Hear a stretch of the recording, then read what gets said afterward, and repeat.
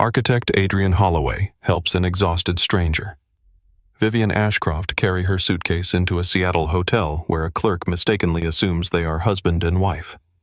Vivian, the secret CEO of Ashcroft Hospitality, chooses not to correct the mistake because paparazzi are following her, and Adrian reluctantly agrees to maintain the illusion for a few days. As they spend time together inspecting hotels, attending business events, and navigating public attention, genuine affection grows between them. Vivian discovers Adrian was once a celebrated architect who abandoned his career after his wife's death, while Adrian sees beyond Vivian's powerful public image to her loneliness. Their fake relationship is threatened when board member Marcus Whitfield investigates Adrian spreads rumors about his motives, and a reporter exposes that they are not actually married, causing a temporary corporate crisis. At a press conference, Adrian publicly defends Vivian's integrity, and Vivian admits the truth, confessing that what began as a misunderstanding became real love. The public embraces their honesty. Marcus resigns, and Adrian returns to architecture on his own terms. A year later, they marry in a private ceremony, and Adrian redesigns the very hotel where they met as a tribute to their story. When they return, a clerk welcomes them as Mr. and Mrs. Holloway, and this time the greeting is finally true. Rain fell over Seattle, the way it always did in late autumn, thin and endless, turning the streets into rivers of silver light. Adrian Holloway had not planned to help anyone that evening. He was simply a man walking toward a hotel lobby with a folder of blueprints under his arm, when he saw a woman struggling with a suitcase that seemed far too heavy for her. He did not know her name. He did not know that within the hour the entire hotel staff would believe he was her husband. He did not know that a single moment of silence from her, the moment she chose not to correct a stranger's mistake, would become the beginning of the most talked-about romance in the hospitality industry. All he knew, standing there in the rain, was that a woman needed help, and he was the kind of man who could not walk past that. The wheel of her suitcase had caught on the curb, and the case had toppled sideways into a puddle. She crouched to right it, her coat soaked through at the shoulders, her dark hair plastered to her cheek. And for a moment she looked nothing like the woman whose photograph appeared in business magazines twice a year. Adrian crossed the street without thinking. He lifted the suitcase before she could protest, tucked his folder under one arm, and offered his free hand to help her up. She looked at him with an expression that was somewhere between surprise and suspicion, the look of someone who was rarely offered help without an agenda attached to it. He said nothing clever. He only said, "Let me get that for you. It's heavier than it looks." She studied his face for a long second, decided he was harmless, and let him carry it toward the entrance. Inside the lobby of the Cascade Regent Hotel glowed with warm light chandeliers throwing gold across polished marble, and the doorman nodded at them both as though they were expected. Adrian intended to set the suitcase down, wish the woman well, and continue on to the architecture conference registration desk across the hall. That was the entire plan, but the front desk clerk, a young woman named Caitlin with a bright, practiced smile, looked up and saw two people arriving together, damp from the same rain hands so close they were almost touching, and she made an assumption that would unravel everything. The woman beside him was Vivian Ashcroft, though nobody in that lobby knew it yet. She was 37 years old, the chief executive of Ashcroft Hospitality, a company that owned some of the most exclusive hotels on the West Coast, and she had checked in under a private reservation specifically because she did not want to be recognized. Her assistant had booked the room weeks earlier under a false name, a small precaution she used whenever she traveled to inspect a property without warning the staff. She had not expected the elevator to break down on her way in from the parking garage, had not expected to be forced to drag her own luggage through the rain, and had certainly not expected a stranger to appear out of nowhere and treat her like an ordinary person instead of a headline. Caitlin glanced at her screen, saw the reservation for two under the name Holloway, then looked back up at Adrian and the woman standing beside him, damp and close and unmistakably paired in her eyes. She smiled warmly and said the words that would change everything. "Welcome back, Mr. and Mrs. Holloway. Your suite is ready whenever you'd like to head up." Adrian opened his mouth to explain there had been some mistake, that he was here alone for a conference, that this woman was a stranger he had simply helped with her bags. But before a single word left him, Vivian turned to the clerk with a composed, gracious smile and said, "Only, thank you." Adrian stared at her. She did not look back at him, and in that instant, without either of them fully understanding why the lie had already begun. Adrian waited until they were a few steps away from the desk before he leaned toward her, his voice low. "I think there's been some confusion. I'm not your husband. We only just met." Vivian kept walking. Her chin lifted, her pace unhurried, the picture of a woman who had never once panicked in public. "I know," she said quietly. "Please just walk with me a little further." He noticed then what he had missed in the rain. A man near the revolving doors holding a camera low against his hip, pretending to check his phone, his lens angled just slightly to precisely toward them. Adrian understood without being told that they were being watched. The elevator carried them upward in silence. Fawn's display counting steadily toward the higher floors, and Vivian exhaled the moment the door slid shut. She turned to him, her composure cracking just enough to show the exhaustion underneath it. "I'm sorry," she said. "I didn't mean to pull you into this. My name is Vivian Ashcroft. I run Ashcroft Hospitality, and there is a photographer downstairs who has been following me for 3 days, trying to catch me alone so he can invent some story about my personal life." Adrian recognized the name instantly, though he had never expected to be standing beside her in an elevator mistaken for her husband holding her suitcase like it belonged to him. "Adrian Holloway," he said simply. "I design buildings. Or I used to." She studied him again, the same measuring look from the sidewalk, except now there was something softer in it. "If I walk out of this hotel tonight and correct the mistake," she said, "that photographer writes a story about the CEO caught alone with a stranger in a hotel room, and by morning it will have a headline I never wrote and could never take back. But if I let this stand even for a few days, the story becomes boring.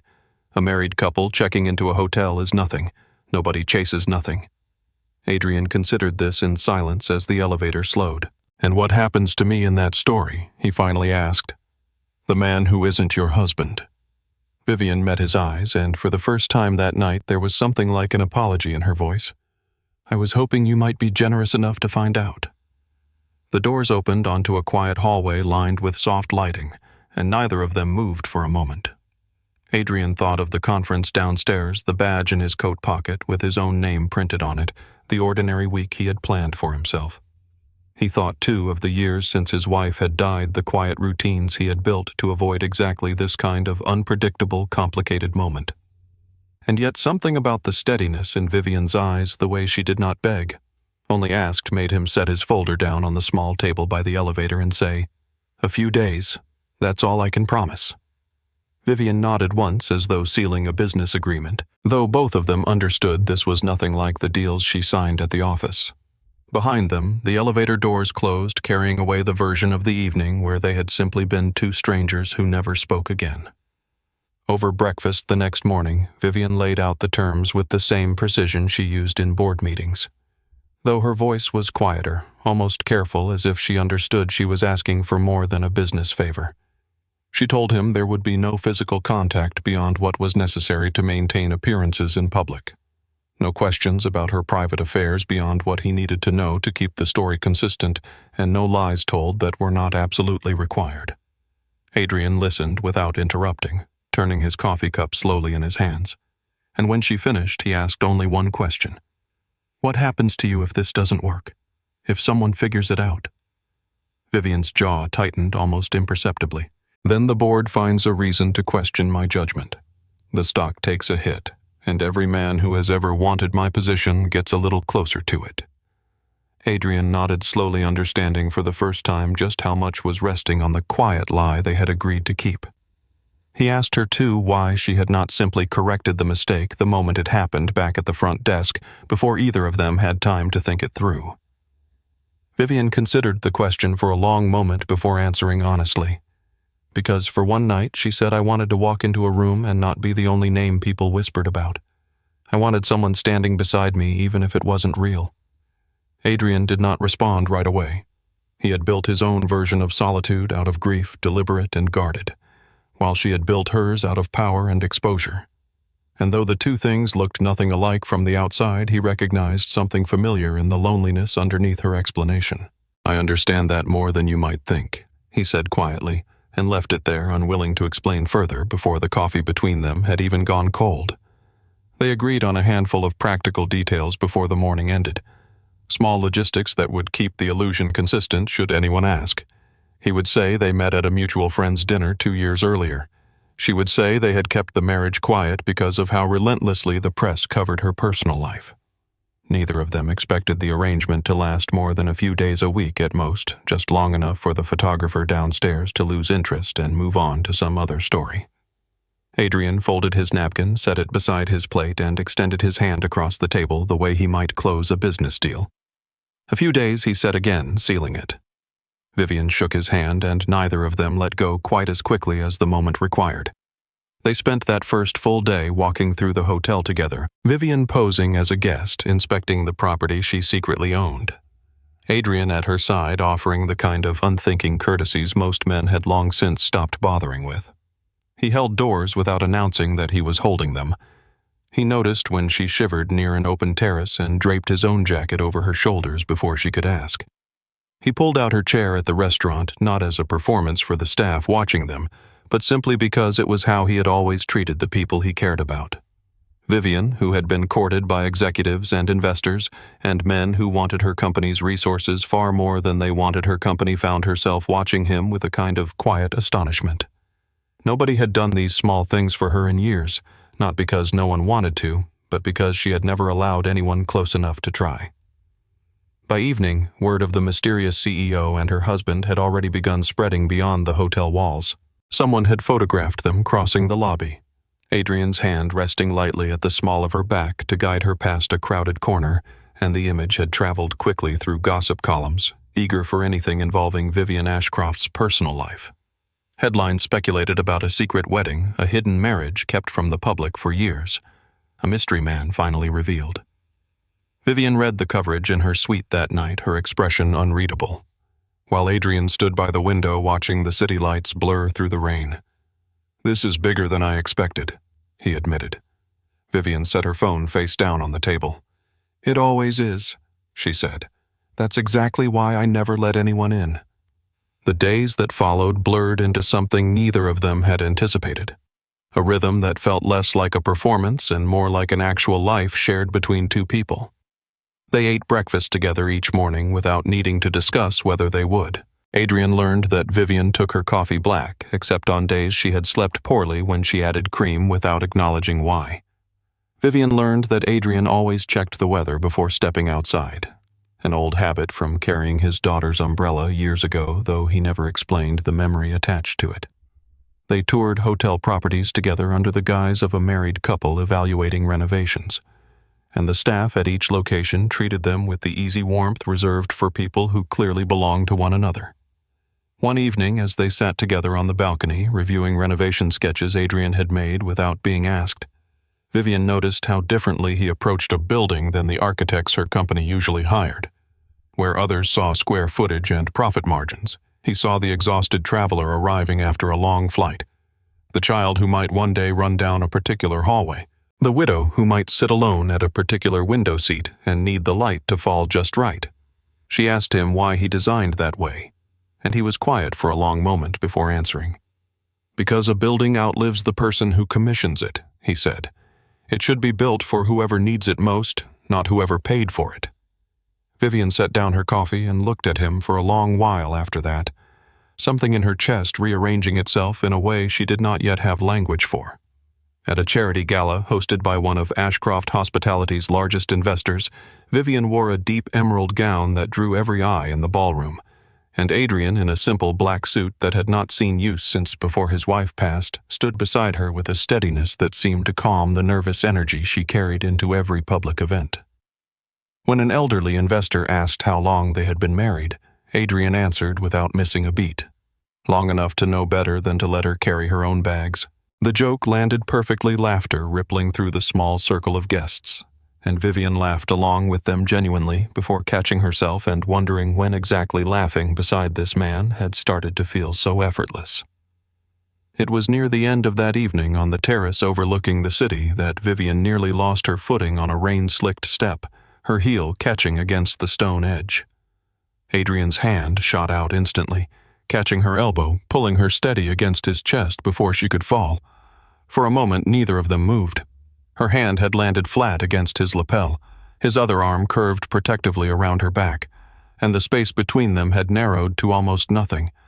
Somewhere near the terrace doors, a photographer who had slipped past security lifted his camera and captured the exact instant their eyes met, an image that would be printed the following morning under a headline suggesting far more intimacy than either of them had intended to reveal.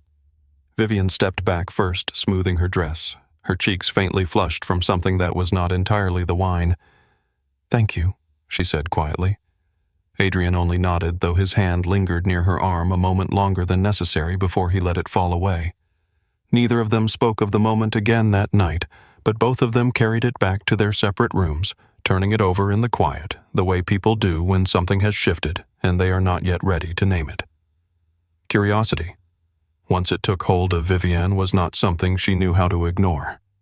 And so, 2 nights later, she found herself sitting in her office with her laptop open, searching Adrian's name the way she might vet any stranger who had suddenly become central to her public life. What she found surprised her more than she expected. Adrian Holloway had once been one of the most celebrated architects on the West Coast, a man whose designs for boutique hotels and cultural centers had earned him recognition in publications she herself subscribed to. His name appeared beside prestigious awards, his early buildings praised for blending warmth into structures that could easily have felt cold and corporate. And then abruptly, 8 years ago, his name simply stopped appearing anywhere at all. She dug further, careful and quiet, the way she handled any due diligence that mattered to her personally rather than professionally, and eventually she found the truth buried in an old obituary. Adrian's wife had died suddenly, an illness that had progressed faster than anyone expected. And in the aftermath, he had closed his prominent firm, stepped away from every major project in progress, and disappeared from the industry that had once celebrated him. He had resurfaced, eventually running a small design studio, the kind of quiet, modest operation that asked nothing of him beyond honest work and no attention. Vivian closed her laptop that night with a heaviness in her chest she had not expected, understanding for the first time that the calm, steady man beside her had once carried a grief large enough to make him abandon everything he had built. She thought about the man who had once stood at the podiums of industry award ceremonies, celebrated for buildings that made strangers feel something rare and unnamed the moment they walked through the doors. And she tried to reconcile him with the quiet man who now ran a modest studio out of a converted warehouse near the waterfront, taking on only the projects that moved him rather than the ones that paid the most. She found an old interview, years old, in which a younger Adrian had spoken about designing spaces that made people feel less alone, and she wondered, reading it late into the night, whether he had ever imagined that the philosophy would someday apply to his own life rather than the buildings he created. Her respect for him deepened after that, though she said nothing of what she had learned. Unwilling to intrude on something so clearly private, she began noticing him differently. The quiet economy of his movements, the way he never spoke about himself unless directly asked, the careful attention he gave to every small detail of a room or a person, a habit she now understood had once been the foundation of an extraordinary career. When she caught him sketching absent-mindedly on a hotel napkin one morning, an elegant little rendering of the lobby's arched ceiling, she asked to see it. And he slid it toward her almost shyly, as though showing her something he had not shown anyone in years. It was at a business dinner later that week that the past caught up with them both in an unexpected way. A distinguished older man approached their table, his expression lighting with genuine recognition the moment he saw Adrian's face. "Chief," the man said warmly, extending his hand. "I never thought I'd see you at one of these again." Adrian rose to shake his hand, his expression carefully neutral, though something tightened at the corners of his eyes. The man turned out to be Walter Briggs, once Adrian's project director on several of his most celebrated designs, now working as a consultant for a rival hospitality group. Vivian watched the exchange closely, sensing immediately that this reunion carried weight. Neither man was fully saying aloud. Walter lingered at their table longer than was comfortable, recounting old projects with the enthusiasm of someone who had clearly missed working alongside Adrian, occasionally glancing toward Vivian with open curiosity about the woman who had somehow drawn the reclusive architect back into public view. He mentioned almost in passing the unfinished cultural center Adrian had walked away from 8 years earlier, a project that had sat half completed for nearly a year before another firm quietly finished a different name. Adrian's expression flickered at the mention something old and painful surfacing briefly before he pushed it back down with the same practiced control Vivian had come to recognize as his way of surviving grief rather than resolving it. When he finally excused himself, Adrian sat back down slowly, his jaw tight, and Vivian reached across the table without thinking, resting her hand briefly over his. "You don't have to explain anything to me," she said quietly. Adrian was silent a moment, staring at the tablecloth before he spoke in a low voice. "I walked away from that project 3 weeks after the funeral," he said. "I couldn't sit in meetings talking about deadlines and materials when I could barely remember to eat. Everyone told me I'd regret it eventually, that the work would have helped me heal. I don't think they understood that some things aren't meant to be healed by staying busy." Vivian did not offer platitudes or reassurances. She simply kept her hand over his, letting the silence between them do what words could not. And Adrian looked at her for a long moment, something unguarded passing behind his eyes before he simply said, "Thank you," and let the subject rest there between them, unspoken, but somehow no longer entirely unbearable. Back at Ashcroft Hospitality's headquarters, the sudden and very public appearance of a husband nobody had known about had not gone unnoticed by the company's leadership. Marcus Whitfield, one of the company's most senior vice presidents, had spent years positioning himself as the natural successor should Vivian ever step back from her role, and the emergence of a mysterious personal partner threatened the careful narrative he had built around her supposed marriage to her work. In a closed-door meeting with 2 other board members, Marcus voiced what he framed as concern for the company's stability, but what was underneath something closer to resentment.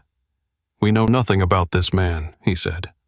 "For all we know, he's positioning himself to gain influence over her decisions, her assets, her shares in this company." Marcus had built his career at Ashcroft Hospitality through patience rather than brilliance, waiting nearly a decade for a moment when Vivian's judgment might appear compromised enough to justify his own advancement, and he was not about to let a stranger with a suitcase undo years of careful positioning without a fight. He framed his concerns to the other board members in the language of fiduciary responsibility, insisting he only wanted to protect shareholder interests. Though the 2 directors seated closest to him exchanged a knowing glance that suggested they understood his motives went considerably deeper than that. The board authorized a quiet investigation into Adrian's background, the kind of thorough vetting typically reserved for major acquisitions rather than a woman's personal life, though nobody framed it that bluntly in the meeting minutes. Investigators combed through his financial records, his old business filings, any hint of debt or scandal or the kind of ambition that might explain why a man would suddenly attach himself to one of the most powerful women in the hospitality industry.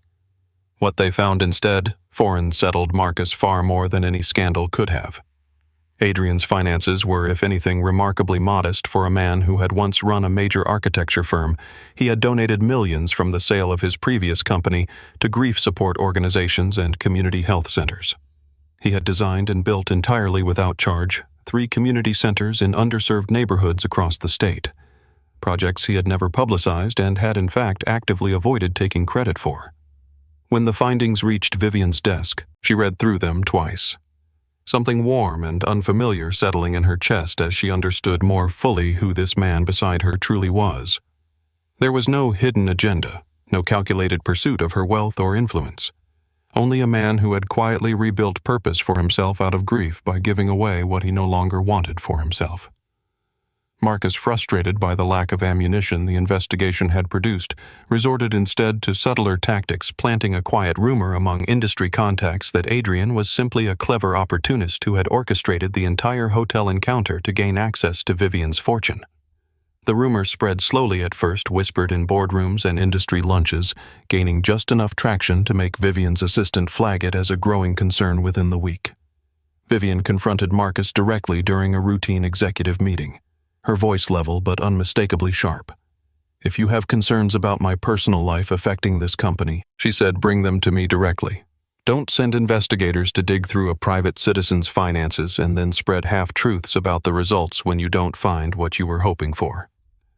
The room fell silent, several board members exchanging uneasy glances, and Marcus, caught between denial and admission, chose to say nothing at all, though the look he gave her afterward made clear the matter was far from settled in his mind. Vivian left the meeting that day more certain than ever that whatever Adrian was to her, whatever this arrangement had become, she was no longer willing to let anyone question his character without consequence. It was Adrian in the end who first suggested the arrangement had run its course. They were sitting on the balcony of her suite one quiet evening. The city spread out beneath them in a haze of amber light. When he set down his glass and said more carefully than he meant to, "I think it's time we ended this. The rumors have done what we needed them to do. Nobody's chasing the honeymoon story anymore. It's safe for you to correct things now quietly without it becoming a scandal." Vivian did not answer right away. She looked out at the skyline instead, her hands folded in her lap, and something in her chest tightened in a way she did not have a name for yet. "You're probably right," she finally said, though the words felt heavier leaving her mouth than she expected. Adrian glanced at her, searching her expression for something he could not quite place, a flicker of hesitation that did not match the practical tone of her voice. "Vivian," he said gently, "is something wrong?" She shook her head quickly, too quickly, and stood to refill her glass, though it was already nearly full. It was in that small, unnecessary movement that she understood with startling clarity that the discomfort she felt was not about the rumors ending. It was about him leaving. Somewhere in the quiet ordinariness of shared breakfasts and borrowed jackets and small unspoken kindnesses, she had stopped thinking of Adrian Holloway as a stranger she was using to protect her image, and started thinking of him as someone she genuinely did not want to lose. That realization frightened her more than any headline ever had. Vivian had built her entire adult life around control, around never needing anyone enough that their absence could destabilize her. And yet here she was standing on a balcony with a full glass of wine she did not want, terrified of a man walking out of a hotel room and simply not coming back. She turned toward him, and for the first time since they had met, her carefully composed expression slipped entirely, revealing something raw and uncertain beneath it. "What if I don't want it to end yet?" she said quietly, the words escaping before she had fully decided to say them. Adrian rose slowly from his chair, closing the distance between them with unhurried steps, as though he understood this moment required patience rather than urgency. He did not touch her, not yet, only stood close enough that she could feel the warmth radiating from him against the cold evening air. "Then it doesn't have to end," he said softly. "Not until you're ready." Vivian looked up at him, something shifting behind her eyes, and for a long moment neither of them spoke. The silence between them saying far more than either was prepared to voice aloud. "I spent 8 years telling myself I was finished with all of this." Adrian admitted, his voice quieter now, almost as though he were confessing something to himself as much as to her. "Not just the buildings, all of it. Letting someone close enough to matter, waking up and wondering how someone else's day went, worrying whether they made it home safe in weather like this." He gestured faintly toward the rain streaking the glass behind them. "I told myself I'd already had my chance at that, and it would be greedy to want another one."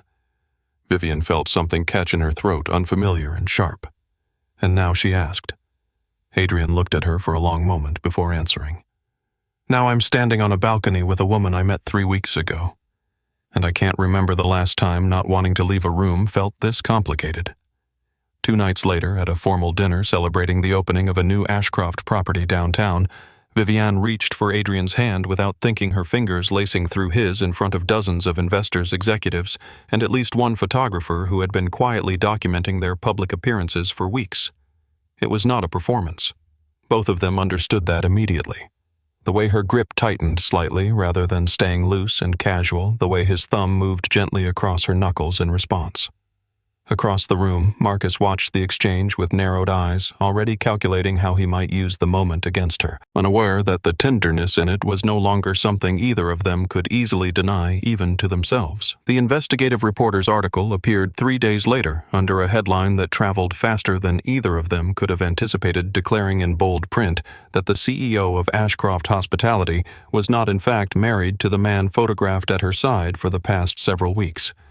The piece was thorough and damning in its detail, citing marriage records that did not exist, public filings that confirmed Adrian Holloway had never legally wed anyone named Vivian Ashcroft, and speculation from unnamed sources within the company suggesting the entire relationship had been fabricated for reasons that remained unclear. By morning, the story had spread through every financial news outlet that covered the hospitality industry. And Ashcroft Hospitality stock price opened nearly 6% lower than it had closed the previous evening. The board convened an emergency meeting before noon, the tension in the room thick enough that even the most composed executives seemed rattled by the speed of the fallout. Marcus, seated near the head of the table, wasted no time framing the crisis in the most damaging light possible, suggesting that a CEO willing to deceive the public about something as basic as her marital status could not be trusted to lead honestly on matters that actually affected shareholders. Several board members nodded along, their concern for the company's reputation genuine, even if Marcus's motives were less pure. They demanded in no uncertain terms that Vivian address the public and explain herself before the story spiraled any further out of the company's control. Vivian sat at the far end of the table, her expression unreadable, listening to a room full of people debate her private life as though it were a line item on a quarterly report. When she finally spoke, her voice was steady despite the storm gathering around her. "I understand the concern," she said, "and I will address it. But I will do it on my own terms in my own time, and I will not be lectured about honesty by people who have spent the last month digging through a private citizen's finances, hoping to find a scandal that didn't exist." The room fell silent. Marcus opened his mouth to respond, but something in her expression stopped him. "I will speak publicly by the end of the week," Vivian continued. "I will explain everything, but I need that time, and I expect this board to grant it to me." She left the meeting that afternoon carrying a weight she had never quite felt before, the sense that whatever she said next would not only determine the fate of her company, but would also force her to admit publicly feelings she had barely allowed herself to acknowledge privately. She found Adrian waiting outside the building, having heard about the article that morning and come straight there without calling ahead. He did not ask what had happened in the meeting. He simply opened the car door for her, the same small gesture he had offered 100 times over the past few weeks, and said only, "Whatever you decide to say, I'll be standing beside you when you say it." Vivian looked at him for a long moment, something steadying in her chest despite the chaos surrounding them both, and nodded once before stepping into the car. The press conference was scheduled for the following afternoon in a hotel ballroom crowded with reporters, cameras, and executives from Ashcroft Hospitality standing tense along the back wall. Vivian had spent the morning rehearsing a careful statement with her communications team, language designed to protect the company's stock price, while offering just enough truth to satisfy the growing curiosity surrounding her personal life. But as she stood backstage minutes before walking out, the prepared words felt hollow in her mouth, insufficient for everything that had actually happened over the past several weeks. It was Adrian who stepped out first before anyone expected him to, walking directly to the podium while Vivian watched from the wings, startled by his sudden appearance. The room buzzed with confusion as reporters realized the mysterious man from the photographs was standing before them, alone, unannounced.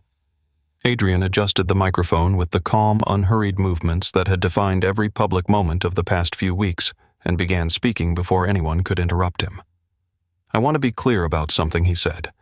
"Vivian Ashcroft did not manipulate anyone. She did not deceive her board, and she certainly did not deceive the public for personal gain.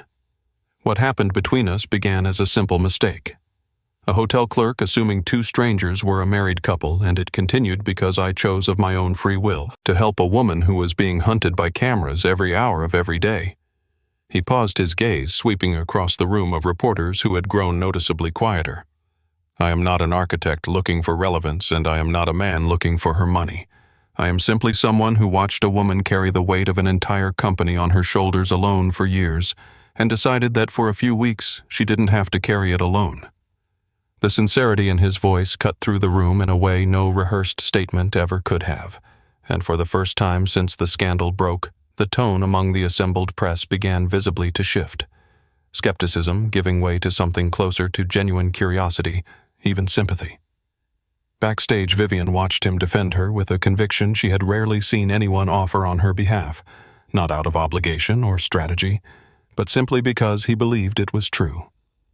Something inside her, some final wall she had maintained even through the past weeks of closeness, finally gave way entirely. She stepped out from the wings before her assistant could stop her, walking steadily toward the podium as the room erupted into a flurry of camera flashes and hurried questions, every reporter sensing that the real story was only just now beginning. Vivian reached the podium and stood beside Adrian, her hand resting briefly against his arm before she turned to face the crowd directly. "He's right," she said, her voice carrying clearly across the hushed room. "We are not married. We never have been. What began as an accident at a hotel front desk turned into something neither of us expected, and instead of correcting a stranger's mistake immediately, I let it stand. Because for the first time in longer than I can remember, someone treated me like a person instead of a headline, and I wasn't ready to give that up." A murmur rippled through the assembled press pens moving quickly across notepads, cameras clicking in a steady, relentless rhythm. She continued, her composure remarkable given the vulnerability of what she was to say. "I built this company by never letting anyone close enough to distract me. I told myself that was strength, but these past few weeks have taught me that allowing someone to see you fully and honestly isn't weakness at all."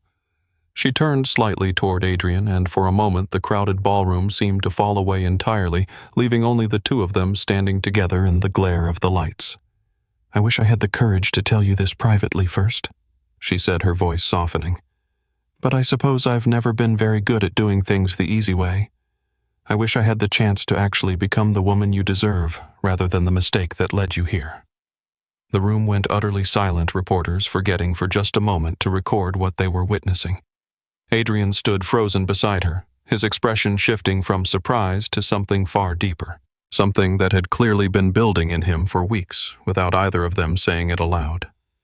He turned fully toward her, closing the small distance the podium had put between them, his eyes searching hers as though confirming one final time that she truly meant what she had just said in front of the entire world.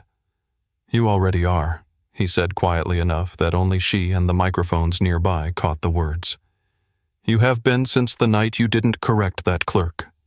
Vivian's composure, so carefully maintained through years of boardrooms and negotiations and public scrutiny, finally broke entirely, tears gathering in her eyes as she let out a small, disbelieving laugh. Adrian reached up and gently brushed a tear from her cheek, the gesture so tender and unguarded that even the most cynical reporters in the room lowered their cameras for a moment, unwilling to intrude on something so clearly real. He confessed, right there in front of the cameras. Neither of them had planned for that. Somewhere between carrying her suitcase through the rain and holding her hand at 100 dinners, meant only to maintain appearances, he had genuinely fallen in love with her. Not because she was the powerful CEO of a hospitality empire, not because of anything the world saw when it looked at Vivian Ashcroft, but because she was the first person in 8 long years of quiet, careful solitude who had made him want to open his life to someone else again. He told her in front of everyone that he had spent so long protecting himself from loss that he had forgotten what it felt like to actually want to risk it until she walked into his life, soaked from the rain, and changed everything without either of them realizing it was happening.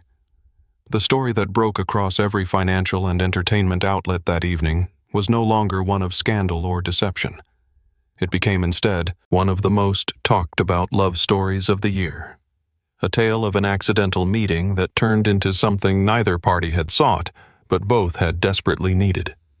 Ashcroft Hospitality stock, which had dropped sharply the day the scandal broke, recovered fully within the week, buoyed by a wave of public goodwill toward a CEO who had proven herself in the most public way imaginable to be honest and human rather than calculating.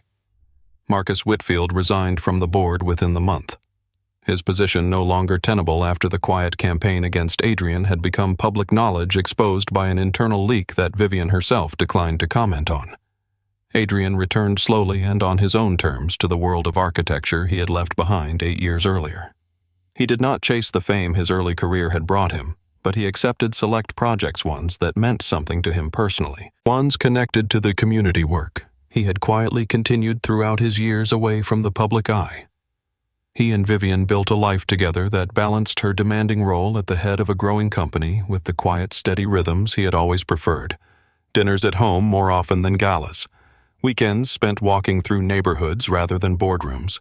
A partnership built on the same small, unglamorous kindnesses that had defined their earliest days together. 1 year after that rain-soaked evening at the Cascade Regent, Adrian and Vivian married in a quiet ceremony far removed from the cameras and headlines that had once surrounded their relationship. There were no reporters present, No carefully staged photographs released to the press, only a small gathering of close friends and family standing beneath string lights in a garden neither of them had ever shown to anyone else. Vivian wore a simple ivory dress, nothing like the elaborate gowns she wore for company events, and Adrian stood waiting for her beneath an arch he had designed and built himself. A private gift meant for no one's eyes but hers. As a wedding present, Adrian had spent months quietly redesigning the very hotel where they had first met, transforming the lobby, where a nervous young clerk had once mistaken two strangers for husband and wife, into something warmer, more personal, infused with small architectural details that told their story to anyone who knew to look for them. He unveiled it to Vivian on the morning after their wedding, leading her through the newly finished space with the same quiet pride he had once shown her over a napkin sketch. Watching her reaction as she recognized pieces of their history built into the very walls around them. Vivian walked slowly through the redesigned lobby that morning, tracing her fingers along a curved wooden railing Adrian had shaped by hand, noticing small details woven so subtly into the architecture that only someone who had lived every moment of their story would recognize them. A pattern etched into the ceiling echoed the shape of the rain that had fallen the night they met. A quiet reading nook near window held a single chair angled toward the door. The exact spot where she had once crouched over a fallen suitcase transformed now into the most peaceful corner of the entire building. She turned to him, unable to speak for a moment, and Adrian simply watched her take it in, more proud of this than any award his old career had ever given him. "You remembered all of it," she finally said. "Every part." Adrian shrugged, though the emotion in his eyes betrayed how much the moment meant to him. "I told you once that a building should be made for whoever needs it most," he said. "This one was always going to be made for you." Vivian reached up and kissed him, then slow and unhurried. In the middle of a lobby that no longer belonged to strangers, but to the two of them entirely, a space rebuilt out of memory and quiet devotion rather than blueprints alone, they stepped through the grand entrance together that morning. The same doors Adrian had once carried her suitcase through in the pouring rain, and the young woman standing at the front desk. Someone entirely new who knew nothing of the story behind them looked up with a warm, practiced smile. "Welcome, Mr. and Mrs. Holloway," she said, sliding a set of keys across the counter without a hint of knowing how significant those words truly were. This time there was no hesitation, no confusion, no lie hiding beneath the surface of the greeting.